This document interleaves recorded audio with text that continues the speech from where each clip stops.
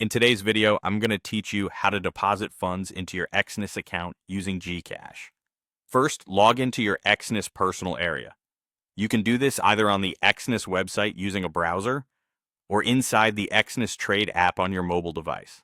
Make sure you're on the official Exness platform and that your internet connection is stable.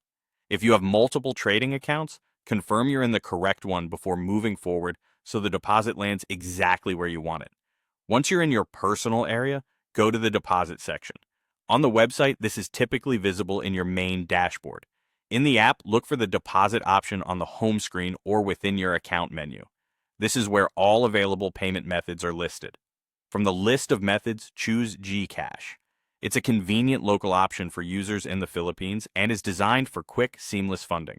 If you don't see GCash, double check that your account region supports it and that you're viewing the correct currency and account type. Next, enter the amount you want to deposit, then tap or click Continue.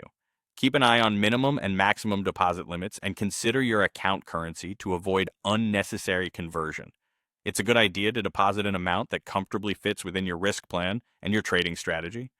You'll now see a transaction summary. Review all the details carefully: the target trading account, the deposit amount, any displayed fees or exchange rates, and the payment method. If everything looks correct, tap Confirm. This is your final checkpoint before the payment is sent. You'll be redirected to the GCash payment gateway. Log into your GCash account as you normally would and follow the on-screen prompts to authorize the payment. Always make sure you're on the official GCash gateway and never share one-time codes with anyone.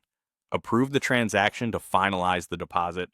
After completing the payment in GCash, you'll be returned to Exness. Check the status of your deposit in your account. With GCash, processing is usually instant, so the funds should reflect in your trading account almost immediately. Short delays can happen occasionally due to network traffic, so give it a moment if needed and look for the updated balance in your personal area.